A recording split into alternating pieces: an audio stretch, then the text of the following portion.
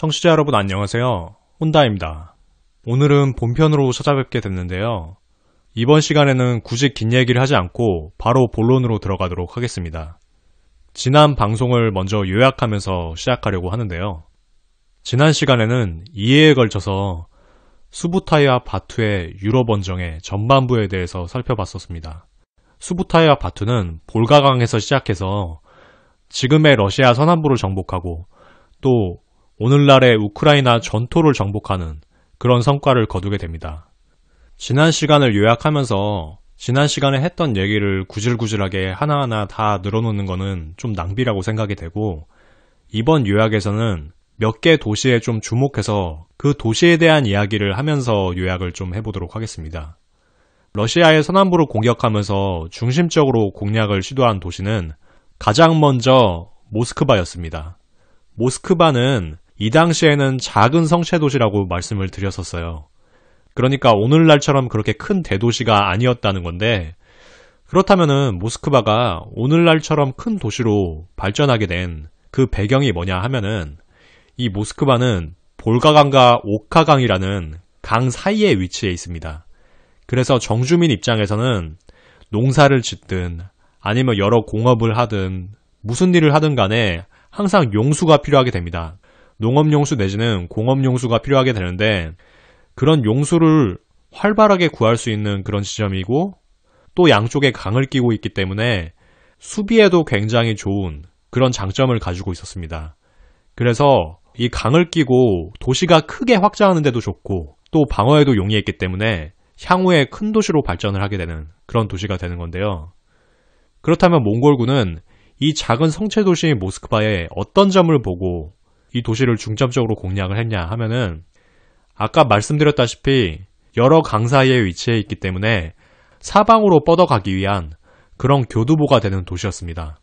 말하자면은 여러 방향으로 뻗어가기 위한 그런 전략 거점으로 볼 수 있었다는 얘기죠.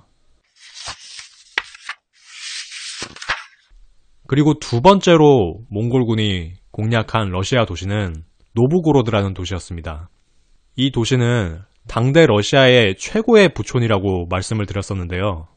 이 도시가 부촌이 된 비결은 네바강이라는 또 강을 끼고 있었습니다. 그런데 이 강이 북쪽의 발트해와 연결되는 그런 강이었습니다. 그래서 상업도시로서 발트해를 통한 무역, 상인들이 계속 이 발트해를 통해서 네바강을 통해서 이 노보그로드로 흘러오기 때문에 꾸준히 계속 부가 흘러드는 그런 금고와 같은 역할을 러시아에서 하고 있었습니다. 그런데 몽골군이 공격자 입장에서 바라보기에는 전쟁 수행 중에 고생한 장병을 위해서 여기서 전리품을 약탈해가지고 분배하기 위한 그런 용도였을 가능성이 굉장히 높고요. 근데 이전 방송에서 말씀드렸다시피 이 노브고로드는 몽골군이 공격하다가 봄이 와서 이 노브고로드 근처가 늪지대가 되고 또 진흙바다가 되게 되면서 몽골군으로서는 이 도시를 전략적으로 깔끔하게 포기하고 남쪽으로 향하게 됩니다. 어떻게 보면 굉장히 행운아 같은 도시라고 할 수가 있겠네요. 그래서 몽골군은 러시아의 핵심 거점 모스크바와 노브고로드를 공략하려는 시도를 하고, 그 중에서 전략적으로 굉장히 중요한 모스크바는 공략하는 데 성공하지만 약탈 경제의 재정적인 충족을 위한 노브고로드의 공격은 실패하게 되는 거죠. 러시아에서 얼마간의 전략적인 목적을 달성한 몽골군은 이제 우크라이나로 향하게 됩니다.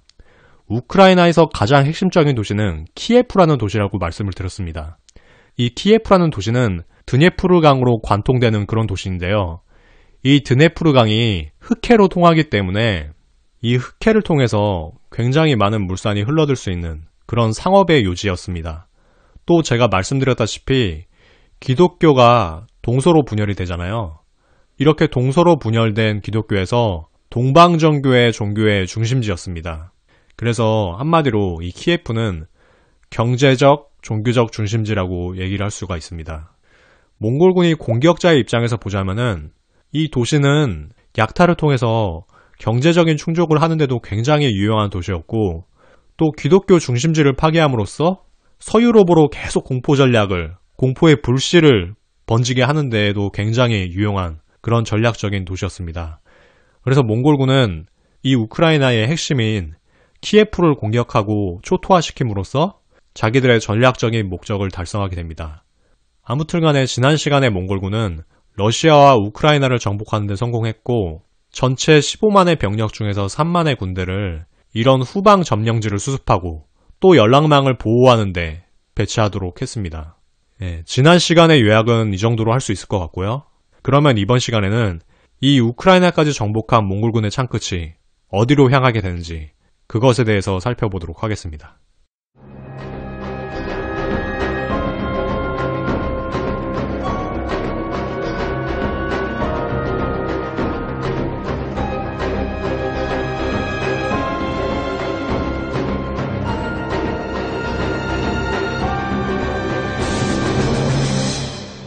몽골군은 이제 12만의 병력으로 헝가리를 노리기 시작했습니다. 여기서 간단한 구도를 하나 그리면서 이해를 하도록 하겠습니다. 여러분, 큰 정사각형을 작은 정사각형 4개로 등분하시기 바랍니다. 2번 접으면 되죠. 가로로 한번 접고 또 그거를 세로로 한번 접고 하면은 작은 정사각형 4개로 이제 분류가 되게 되죠. 그런 다음에 시계 방향으로 오늘날의 국가를 하나씩 쓰도록 하겠습니다. 먼저 왼쪽 위에는 폴란드라고 쓰시고요. 시계 방향으로 돌아가서 오른쪽 위에는 우크라이나, 그 다음에 오른쪽 아래에는 루마니아, 그리고 왼쪽 아래에는 헝가리 이렇게 쓰겠습니다. 그러면 현재 오른쪽 위에 있죠. 몽골군은 우크라이나 지역에 있고 이제 공격 목표인 헝가리는 대각선 아래 왼쪽 아래에 있습니다. 오늘 이 시간에는 몽골군이 이 오른쪽 위에 있는 우크라이나에서 왼쪽 아래에 있는 헝가리로 어떻게 공격을 하게 되는지 그 과정을 살펴보려고 하는데요. 이 지역은 대체로 평지로 이루어져 있긴 한데 우크라이나랑 헝가리 사이에 카르파티아 산맥이라는 산맥이 하나 뻗어 있습니다. 어떤 식으로 뻗어 있냐면요. 왼쪽 위에 있는 폴란드와 오른쪽 아래에 있는 루마니아의 중점을 잇는 대각선으로 이렇게 돼 있습니다.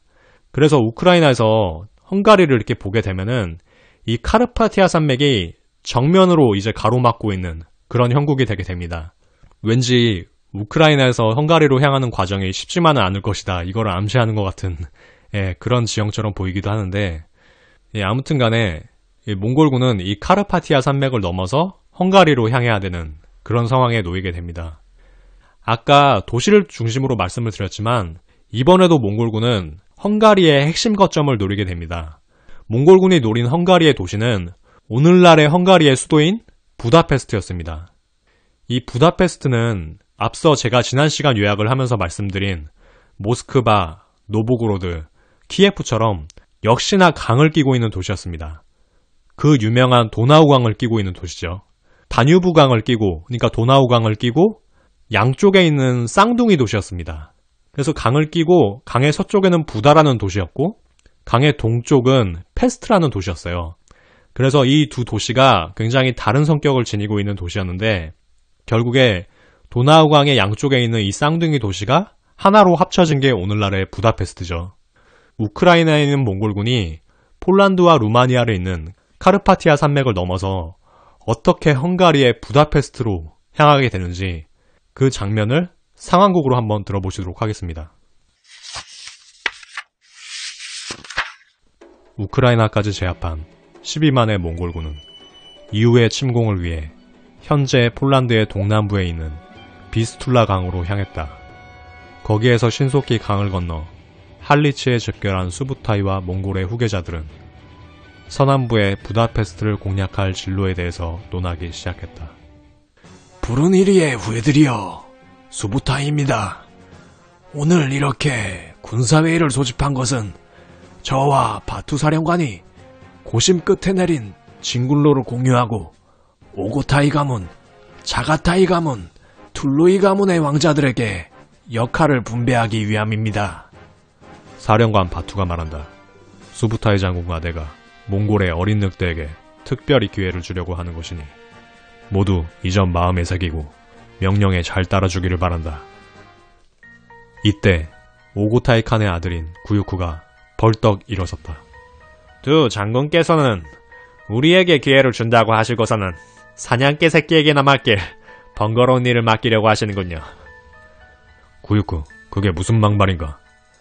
총사령관의 명령에 이의를 제기할 수는 있네.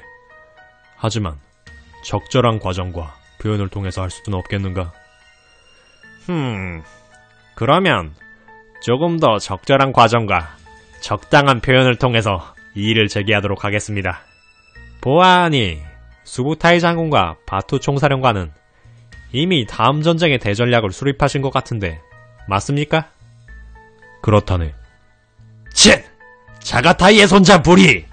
구유크님의 말씀에 동의합니다. 대전략을 세우는 과정에 동참하지 못하고 배제된다면 구유크님의 말씀처럼 남의 명령에 개처럼 따르는 꼴이 아니겠습니까? 부리, 말이 지나치다. 수부타이님, 그리고 바투님, 자가타이 가문을 대표하는 자로서 이 바이다르가 사죄드립니다. 괜찮소, 바이다르님. 그나저나 구유크는 우리 같지 않은 대전략을 들어보지도 않고 불만이 가득한 것 같군. 그렇다면 자네에게도 생각이 있을 터. 자네가 생각하는 최적의 대전략은 무엇인가? 그건 일거에 12만의 대군을 몰아 최단거리로 부다페스트를 공격해야 된다고 보고 있습니다. 한 덩어리에 12만 군대로 단숨에 돌파한다면 적의 심장을 관통할 수 있을 것입니다. 이 바투가 보기엔 꽤나 원대해 보이지만 실상은 허술한 전략이로군. 수부타이 장군, 구유쿠에게 장군의 전략을 설명해 주도록 하시오. 이 수부타이 미천한 전략에 대해서 간단하게 설명을 드리도록 하겠습니다. 전략의 수립 과정에서 다소 독단이 있었던 점은 인정합니다. 그러나 이렇게 모두 모인 자리에서 잠정 결정된 전략에 대해서 설명하고 모두의 동의를 구할 작정이었습니다. 구유쿠님이 의견을 내셨으니 그 의견에 대한 생각을 말씀드리고 제 전략을 공유하고자 합니다. 한번 드러나 봅시다, 수부타이 장군. 구유쿠님의 전략은 크게 두 가지 측면에서 문제가 있습니다. 첫째는 우리 몽골군의 장점을 전혀 살리지 못한다는 점, 둘째로 적의 동태를 전혀 고려하지 않았다는 점입니다. 먼저 첫 번째 문제부터 짚어드리겠습니다. 우리 몽골군은 2만에서 3만에 되는 군사가 한 덩어리로 움직일 때 최적의 기동성을 유지하면서 움직일 수 있습니다. 흩어져서 진군하다가 한 번에 뭉쳐서 공격하는 분진합격, 그 전략의 묘야말로 우리 몽골군의 장기입니다. 12만이 뭉쳐서 이동한다면 기동력을 발휘할 수 없을 뿐더러 원정시에 맞이할 수 있는 다양한 변수에 대응하지 못할 것입니다. 두 번째로 적의 동태에 대해서 말씀을 드리겠습니다. 적은 휘하의 영주뿐 아니라 폴란드 기사단, 듀턴 기사단을 끌어들이고 있습니다. 심지어 신성 로마 제국과의 싸움에 여념이 없는 교황 그레고리우스 9세에게도 원군을 요청했다는군요. 이것이 무엇을 의미하는 것일까요, 구유쿠님? 그거야 절박한 상황에 처해 있다는 그 증거가 아니겠소. 바로 그렇습니다. 적은 절박한 상황에 놓여있기에 원군을 보내주려는 세력이 있으면 정신없이 그쪽으로 손을 벌릴 것입니다. 그 원군과 합류하여 연합 세력을 구축하기 위해서겠죠. 우리가 노려야 할 것은 바로 헝가리 왕 벨라 4세가 원군과 합류하기 이전, 바로 그 시점입니다. 그들이 합류하기 전에 헝가리군이나 원군을 괴멸시켜야 합니다. 이 바이다르가 보기엔 워낙 이곳저곳에 손을 벌렸기에 어디에서 원군이 올지 벨라 4세가 어디로 움직일지를 알기 어려울 것 같습니다. 그래서 우리는 군을 여러 갈래로 나누어 진군해야 합니다. 우리 몽골군의 장점을 한껏 살리는 길이기도 하지요. 그러면 군의 편성에 대해서 말씀을 해주시오. 이 바이다르는 수부타이 장군과 바투 장군의 전략에 동의합니다. 꽤나 촘촘하게 계획을 세우셨구려. 이 구유쿠도 동의하겠소. 이런 치욕이 있나. 아버님 오고타이 칸에게 서신을 보내 동사정해야겠다. 그러면 이 바투가 진군 계획을 알리고 명령을 시달하겠소. 우리의 현재 위치에서 부다페스트 사이에는 카르파티아 산맥이 가로막고 있소. 우리는 네 갈래의 군을 편성해 이 산을 넘어 부다페스트에서 합류할 것이오. 제1구는 차가타이 가문의 바이다르가 이끌도록 하시오. 명령 받들겠습니다. 장군은 카르파티아 산맥 북부 끄트머리를 넘어 폴란드 기사단이 활동하는 길목을 주시하도록 하시오. 네, 알겠습니다. 제2구는 내가 이끌겠소. 나는 2군을 이끌고 갈리치아를 통과할 것이오. 여기서 갈리치아는 현재 우크라이나와 폴란드의 접경 지역이다. 제3구는 오고타이 가문의 구유쿠가 이끌도록 하라. 구유쿠는 남쪽 몰다비아에서 트란실바니아에 이르는 지역을 경계하면서 진군하도록 하라. 여기서 몰다비아와 트란실바니아는 우크라이나와 루마니아의 접경 지방에서 루마니아의 북부 지방까지를 의미한다. 끝으로 수부타이 장군은 메에딘치의 길을 따라 가장 먼 곳으로 남쪽을 누비며 부다페스트로 진입하시오. 여기서 메에딘치는 루마니아의 남서부를 의미한다. 명령 받들겠습니다. 네 갈래의 몽골군은 모두 부다페스트로 향하면서 긴급한 상황에 있을 시 즉시 주변 군대에게 이를 알려 대응하도록 하시오. 다소의 잡음은 있었지만 몽골군의 네 갈래 군은 일제히 부다페스트로 향하기 시작했다. 상황극에 대한 이야기를 간단하게 요약을 해보도록 하겠습니다. 아까 제가 말씀드린 그 구도를 통해서 다시 한번 말씀을 드리려고 하는데요. 먼저 등분된 4개의 정사각형에서 왼쪽 위에 있는 폴란드, 오른쪽 위에 있는 우크라이나, 오른쪽 아래에 있는 루마니아, 왼쪽 아래에 있는 헝가리, 이걸 다시 한번 상기를 해주시고 현재 시점은 우크라이나 쪽에 있습니다. 이 우크라이나 쪽에서 산맥을 넘어서 대각선에 있는 헝가리로 가려면은 폴란드나 루마니아를 살짝이나마 걸쳐서 갈 수밖에 없습니다. 그래서 앞서 상황극에서 수부타이와 바투가 설정한 진로는 4갈래 진로였습니다. 이 4갈래 진로는 결국에 폴란드나 루마니아를 살짝 거칠 수밖에 없는 그런 경로가 되는데요. 그런데 참 기억하기 좋게 이 4갈래 군이 참 균등하게 움직이게 됩니다. 그러니까 폴란드를 경유해서 지나가는 2개 군이 있고 루마니아를 경유해서 지나가는 2개 군이 있습니다. 폴란드가 루마니아에 비해서 상대적으로 북부에 있기 때문에 폴란드를 경유하는 2개군을 북부군이라고 하고 루마니아를 경유하는 2개군을 남부군이라고 하겠습니다. 폴란드를 경유하는 2개군 중에서 가장 북쪽에서 진군을 하는 것은 차가타이의 아들인 바이다르라는 장군이었습니다. 그리고 바이다르보다는 좀 더 남쪽에서 진군을 하는 북부군이 바투가 이끄는 군대였습니다. 이제 루마니아를 경유해서 지나가는 2개군을 살펴보게 되면은 먼저 루마니아 북부를 통해서 지나가는 건 구유쿠, 루마니아의 남부를 통해서 지나가는 군대는 수부타이가 이끄는 군대였습니다. 이렇게 몽골군이 사방으로 진로를 뻗어서 헝가리를 공격하는 이유는 서유럽을 공격하기 위해서 이 헝가리의 부다페스트라는 도시가 굉장히 중요한 전략 거점이었다는 그런 점이 한 가지가 있을 거고, 또 이 헝가리는 사방으로 여러 국가하고 붙어 있어서 여러 국가의 원조를 받을 수가 있는 그런 국가였습니다. 그래서 헝가리 왕인 벨라 4세와 이런 세력들이 결합을 하게 되면은 굉장히 골치가 아파지기 때문에 이런 적들의 연합을 차단하기 위해서 군대를 여러 갈래로 보내서 사전에 이런 합류를 계속 차단하려는 그런 의도를 가지고 있었습니다. 이 카르파티아 산맥을 넘는 4개군은 각각 3만 정도씩 균등하게 배분됐던 걸로 보이고요. 앞서 말씀드린 것처럼 벨라 4세가 어떻게 움직이던 간에 이 4개 군대 중에서 하나랑 마주쳐라. 마주치면은 끝장을 내주겠다. 이런 속셈도 있었고, 어디에서 원군 한번 와봐라. 그 원군이 우리랑 마주치면 걔도 끝장 내주겠다. 이런 양면적인 목적을 가지고 있었습니다.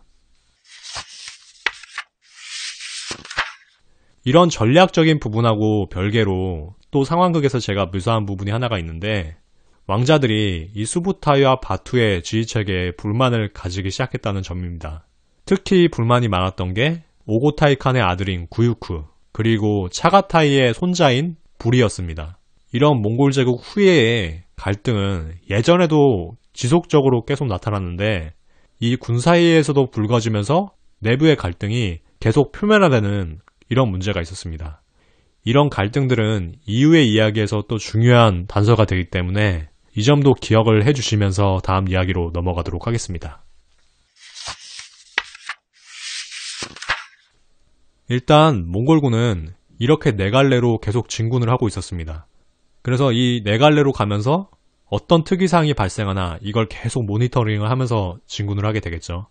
그런데 이 상황에서 특이사항이 가장 먼저 발생한 거는 카르파티아 산맥의 북쪽 끄트머리를 넘어서 초원으로 가고 있었던 바이다르가 이끄는 군대였습니다. 그러니까 몽골군의 네 갈래 군대 중에서 가장 북쪽으로 진군하던 그런 군대였는데요. 이 바이다르가 폴란드 평원에 접어들었을 때 폴란드 기사단이 카르파티아 산맥 아래에서 주둔 중이라는 정보를 획득을 하게 됩니다. 아마 이 사람들은 과거에 쿠만족이 산맥을 넘은 수부타이 제베군을 노렸던 것처럼 산맥을 넘은 적을 노리고 있었던 걸로 보입니다. 그런데 이 자리를 잡은 곳이 약간 어설펐던 것처럼 보입니다. 이 바이다르가 폴란드 기사단이 움직이기 전에 폴란드 기사단이 주둔하고 있다는 걸 먼저 발견을 하게 되고 또 거기에 적절하게 대응하기 시작했다는 점이 그걸 방증한다고 볼 수가 있습니다. 바이다르는 이후의 이야기에서도 느끼실 수 있겠지만 굉장히 뛰어난 지장이어서 이 상황에서 어떻게 대처하는 게 제일 좋을까 이렇게 생각을 하게 됩니다. 여러 가지 방법이 있겠죠. 이 주둔하고 있는 폴란드 군을 깨뜨리고 남부로 나아간다든지 아니면은 피해서 우회를 해가지고 회피해가지고 나아간다든지 이런 선택지들이 있을 텐데 바이다르가 생각했던 거는 폴란드 기사단뿐 아니라 폴란드 쪽에 있는 적의 세력을 공중분해시킬 수 있는 방법이 뭘까 이걸 생각했던 것 같습니다. 그래서 약간 휴식을 취한 다음에 적으로서는 아주 뜻밖의 곳을 공격을 하게 되는데요. 이 폴란드 지역에 있었던 크라푸크 공국의 본거지를 기습을 하게 됩니다. 현재 폴란드 중부에 있는 산도미에시라는 그런 지역인데요. 어떻게 보면은 적의 팔이나 다리를 공격하는 게 아니고 적의 머리를 바로 헤드샷을 날리는 그런 장면이라고 할 수가 있습니다. FPS 같은 거 해보신 분들은 잘 알겠지만 헤드샷은 무조건 원샷으로 그냥 끝나는 그런 경우가 많기 때문에 이 바이다르도 나름의 원샷을 노리고 머리를 먼저 공격해서 나머지 팔다리를 다 무용지물화 시키려는 그런 전략을 펼쳤다고 볼 수가 있습니다. 그런데 몽골군의 공포 전략이 굉장히 유럽 전역에 맹위를 떨치고 있어서 그런지 이 크라코프 공국의 왕이 가족하고 재산을 가지고 모라비아로 도망을 치게 됩니다. 여기서 모라비아는 체코의 동부인데 폴란드하고 체코가 붙어있거든요. 그래서 이 붙어있는 체코 동부로 도망을 쳐버리게 됩니다. 그리고 군지휘권은 백작에게 떠넘기고 이렇게 도망을 치게 됩니다. 우리 역사에서의 어떤 장면들이 좀 떠오르기도 하는데 어떤 면에서는 자기 책임을 떠넘기고 가버린 것처럼 보이지만 참 이 상황에서 웃픈 게 이 크라쿠프에 왕이 도망치니까 다른 백성들도 모두 다 피신을 하게 됩니다. 그래서 도시가 텅텅 비게 되거든요. 근데 참 이게 묘하게 행운이 됐던 게 몽골군이 이 크라쿠프로 가보니까 점령을 했는데 사람들이 죄다 사라진 거예요. 전부 다 피신을 해가지고 도시가 텅텅 비어 있었거든요. 그런데 몽골군이 진짜 파괴 본능이 굉장한 게 도시에 아무도 없는데 정주 문명의 생산 기반과 도시를 파괴한다는 명목하에 이 빈 도시에도 불을 지르게 됩니다. 참 이런 거 보면 몽골군이 정주 문명, 그 중에서도 특히 자기들이랑 이질적인 지역에 대해서는 굉장히 가혹하고 파괴적인 모습을 보였다고 볼 수밖에 없는 것 같습니다. 저는 이 장면에서 조금이나마 좀 마음이 편했던 게 이 크라쿠프에 살았던 사람들은 그래도 목숨은 건졌잖아요. 이게 그래도 좀 나름대로 좀 다행이라는 생각이 들더라고요. 생산 기반을 잃고 거점을 잃어서 좀 씁쓸하다는 생각도 들지만 어쨌든 개똥밭에 굴러도 사는 게 제일 아니겠습니까? 잡설이 좀 길어졌는데 어찌되었건 몽골군은 이 폴란드의 핵심 거점인 크라쿠프까지 점령을 하고 폴란드 남부의 오데르강을 도하기 위해서 계속 남하를 하게 됩니다. 이 과정에서도 약탈, 학살, 방화 이런 걸 계속 자행하면서 내려가게 되는데요. 제가 생각했을 때는 몽골군이 이런 약탈이나 학살이나 방화 이런 거를 좀 더 심하게 전개를 하는 게 자기들이 전략 거점으로 목표로 하는 그런 지역으로 근접하면서 점점 더 심하게 자행을 하는 것 같아요. 저는 이게 모스크바에서의 효과를 다시 한번 노린 거라고 생각이 듭니다. 모스크바로 향하면서 라잔 같은 도시에서 엄청난 파괴와 학살 행위를 저지르게 되잖아요. 그런 공포가 퍼지고 퍼져서 모스크바에서는 사람들이 다 도망치고 수비군이 다 도망치고 이런 상황이 펼쳐져서 정복에 굉장히 수월했던 그런 경험이 있기 때문에 부다페스트로 가면서도 이런 공포 전략을 지속적으로 추진을 한 게 아닌가 그런 생각이 듭니다. 다시 한번 이야기로 돌아가면은 이 폴란드의 오데르강이 있는 지역은 실레지아라는 지역이었습니다. 몽골군은 뚜렷하고 조직적인 저항을 아직까지 맞이하지 못했는데 이 실레지아 공작인 헬리크 2세라는 사람은 그래도 나름대로 강단이 있는 사람이었습니다. 그래서 오데르강을 도와한 몽골군에 좀 더 조직적으로 대항하기 위해서 나서게 됩니다. 그가 어떤 식의 저항을 하게 되는지 상황극을 통해서 묘사하도록 하겠습니다. 실레지아 공작인 헬리크 2세는 자신의 영지인 실레지아를 지키기 위해 보헤미아 왕 벤체슬라스에게 원군을 요청했다. 그리고는 자신의 본거지에서 초조하게 원군이 도착하기를 기다리기 시작했다. 그러던 중 바이다르가 이끄는 몽골군이 사방에서 포위에 들어온다는 소식을 접했다.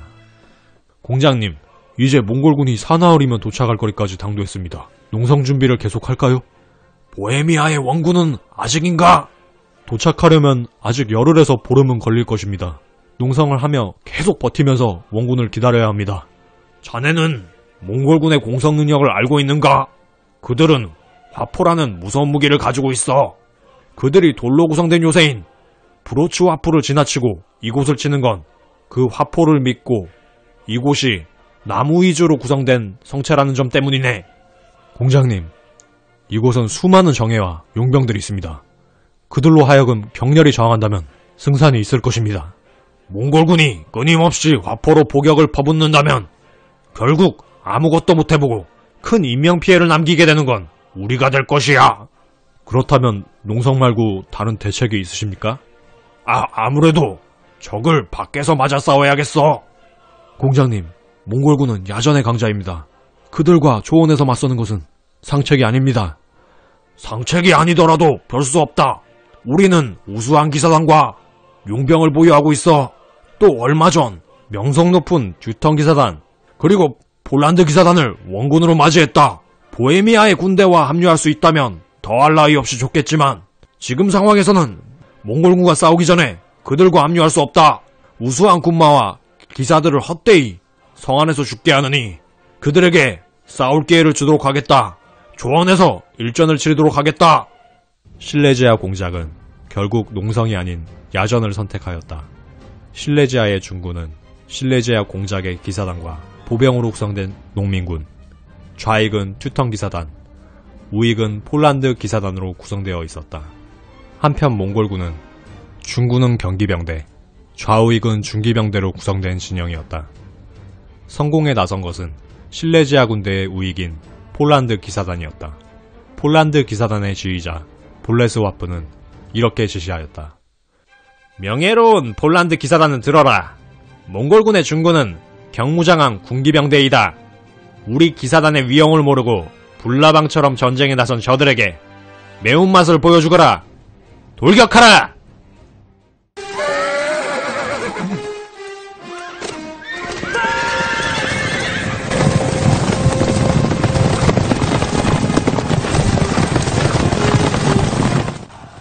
한편 몽골 진영에서는 폴란드 기사단에 대응하여 다음과 같은 방침을 내렸다. 폴란드 기사단의 성공이로구나. 전령은 경기병에게 거리를 유지하며 싸울 것을 당부하여라. 몽골 경기병대의 위력은 폴란드 기사단의 힘만으로는 역부족이었다. 폴란드 기사단이 고전하는 것을 본 헬리크 2세는 다음과 같이 명령하였다. 폴란드 기사단이 몽골 경기병의 화살에 쓰러지고 있다. 실레지아 기사단과 듀턴 기사단은 함께 돌격하여 용감무쌍한 폴란드 기사단을 구원하라.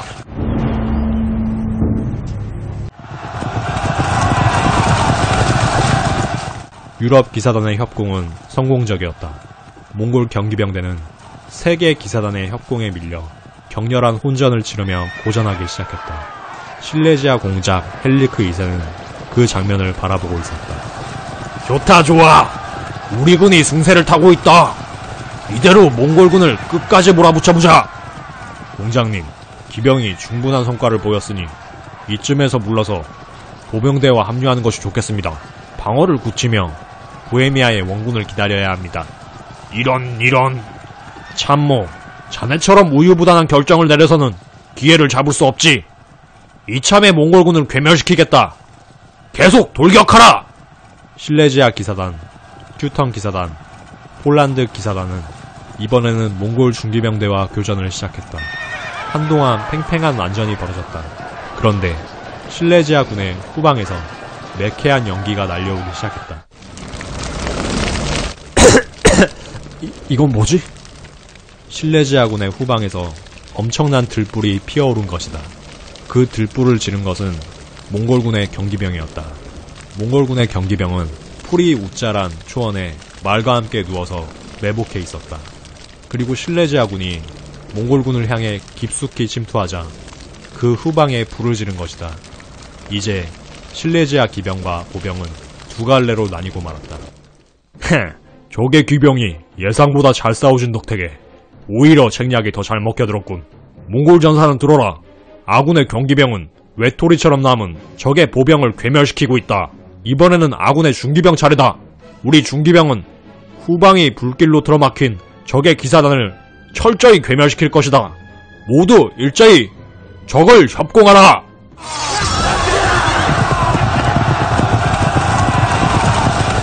하지만 전신을 감싸는 쇠사슬 갑옷을 입은 기사단의 분전은 좀처럼 사그라들지 않았다. 그러자 바이다르가 이렇게 말했다. 아군의 군병은 들어라. 적의 기사를 공격하지 말고 아래쪽에서부터 적의 말을 노려 쏘아라. 적의 기사단을 낙마시켜서 그들을 사냥하도록 하겠다.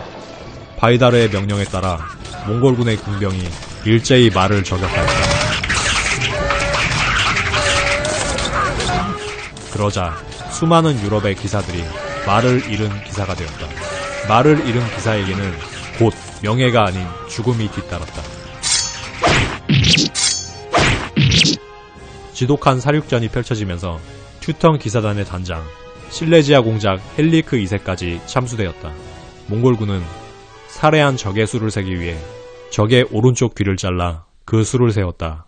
유럽 기사단의 오른쪽 귀는 9개의 커다란 자루를 가득 채우고도 남았다. 상황극에 대한 이야기를 간단하게 이어가도록 하겠습니다. 앞서 설명드린 전투는 이른바 레그니차 전투라고 불리우는 전투입니다. 이 전투의 전장이 오데르강을 건너서 오데르강의 남쪽에 있는 레그니차라는 점에서 이렇게 명명이 된 건데요. 이 레그니차 전투는 몽골군의 대승으로 끝나긴 했지만 저는 그래도 한편으로 이 실레지아 공작의 전의에 대해서 좀 높게 평가를 하고 싶습니다. 제가 봤을 때 이 실레지아 공작은 최악의 선택을 한 건 아니라고 봅니다. 왜냐면은 몽골군을 상대로 농성을 하게 된다면은 자기가 가지고 있는 기사단이나 동맹군의 전력을 거의 활용할 수가 없었을 겁니다. 그런데 몽골군은 이 헬리크 2세의 본거지를 사방에서 포위해 오면서 우리는 엄청난 공성전을 할 거야, 이런 주입을 계속 하게 되는 것 같습니다. 실레지아 공작인 이 헬리크 2세는 몽골군이 강요하는 이런 주입에 걸려들어가지고 최악이 아닌 차악을 선택을 하게 됩니다. 그 차악은 초원에서 몽골군과 전투를 하게 되는 거죠. 참 그러니까 몽골군이 공성전도 워낙에 잘하고 야전도 워낙에 잘하다 보니까 최악을 피하더라도 항상 차악을 만날 수밖에 없는 그런 상황이 되는 겁니다. 전투에 접어든 양군은 레그니차에서 회전을 벌이게 되는데요. 먼저 실레지아군이 폴란드 기사단을 투입해서 성공을 가하게 됩니다. 이렇게 성공을 가하게 된 이유는 몽골군의 선봉에 경기병이 있었기 때문입니다. 몽골군의 경기병은 직접 싸워보지 않고서는 굉장히 무시할 수밖에 없는 그런 외관을 가지고 있었을 겁니다. 복합궁이라서 상당히 강력한 화살이지만 이걸 처음 본 유럽의 기사들은 조그맣고 볼품없는 그런 활이라고 생각했을 공산이 높고, 무엇보다도 몽골의 말은 겉으로 보기에는 굉장히 초라하고 작은 말이어서 유럽의 큰 말로 압도할 수 있을 것 같은, 그러니까 유럽 기사단의 기병 전력으로 몽골의 이 경기병들을 압살할 수 있을 것 같은 그런 생각을 가지게 됩니다. 몽골 경기병은 또 경무장하고 있기 때문에 갑옷이나 장갑도 유럽 기사들처럼 그렇게 좋지가 않으니까요. 몽골군의 전술 중에서 이렇게 경기병을 앞에 내세워서 적을 유인한 다음에 섬멸하는 게 망구다의 전술이라고 알려져 있죠. 이 바이다르는 레그니차 전투에서 이 망구다의 전술을 시전을 하게 됩니다. 이 망구다의 전술을 시전할 때 가장 중요한 거는 이 경기병대가 충분한 저항을 하면서 유인을 하는 겁니다. 그래서 초창기에는 폴란드 기사단이 몽골의 경기병대에게 고전을 하지만 헬리크 2세는 이 폴란드 기사단을 구원하기 위해서 나머지 중기병대를 다 투입을 하게 됩니다. 이렇게 투입을 하면서 경기병들을 차츰 밀어붙이는 이런 모습을 보이게 되니까 여기에 흥분을 해가지고 그 세 갈래의 중기병대를 계속 몽골군의 심장부로 밀어넣게 됩니다. 사실 이 장면이 저는 이 전투의 가장 큰 패착이었다고 생각을 합니다. 그래도 실레지아 군은 몽골군에 비해서 병사의 질이나 이런 부분에서는 상당히 열세에 있었을 수 있지만 이 기사단이랑 후방에 보유하고 있는 보병을 통해서 방어진을 구축을 하게 되면은 보헤미아의 원군을 기다리게 되면은 승산이 높아졌을 수가 있을 것 같습니다. 근데 이 헬리크 2세는 자기들이 고전하고 있었던 경기병대를 조금씩 밀어붙이기 시작하니까 거기에 고무돼가지고 자신의 기병대를 몽골군의 심장부로 몰아넣게 되는 겁니다. 여기서 좀 더 발전된 형태의 망구다이가 나오게 되는데 바이다르는 사실 숲풀 속에 경기병대를 또 매복을 시켜놓고 있었습니다. 풀이 엄청 자라있는 이런 초원지대였기 때문에 외진대의 이 몽골 경기병들이 말이랑 함께 이렇게 옆으로 누워있게 되면은 거의 눈치를 챌 수 없는 그런 상황이 연출이 되는 거죠. 그래서 이렇게 매복해 있던 경기병들이 일어나가지고 실레지아 기병의 후방으로 가서 이 후방에 불을 지르게 됩니다. 그러니까 실레지아군은 중앙에서 군대가 완전히 딱 양갈래로 분단이 돼가지고 시야도 확보가 안 되고 서로 협조를 할 수도 없는 그런 상황이 되게 됩니다. 그래서 보병들은 몽골군 경기병대에 거의 화살바지처럼 그렇게 죽어가게 되고 중기병들은 배수의 진도 아니고 배화의 진을 치고 몽골군의 중기병들에게 전멸을 하게 됩니다. 그러니까 이 싸움의 핵심 포인트는 몽골군이 최악은 아니더라도 계속해서 차악을 선택하게 하면서 결국에는 자신들에게 유리한 초원이라는 전장으로 적을 끌어냈다는 거, 그리고 아주 섬세하게 망구다이 전술을 운용을 해가지고 적의 자만심을 유도해서 적을 깊숙이 끌어들였다는 거, 이 두 가지 점이라고 할 수 있을 것 같습니다. 지금까지 몽골군의 네 갈래 군 중에서 북부군, 그 북부군 중에서도 바이다르가 이끄는 최북방에 있는 군대의 활약에 대해서 살펴봤는데요. 다음 시간에는 바이다르가 이렇게 싸우는 동안에 다른 군대들은 어떤 전략을 펼치고 있었는지, 어떤 활약을 펼쳤는지 그거에 대해서 좀 살펴보려고 합니다. 아마 다음 시간이 수부타이 바투의 서방 원정의 피날레가 될 것 같은데 그 피날레를 잘 장식할 수 있도록 꼼꼼하게 잘 준비를 해보도록 하겠습니다. 지금까지 들어주셔서 감사했고요. 다음 주에 뵙도록 하겠습니다.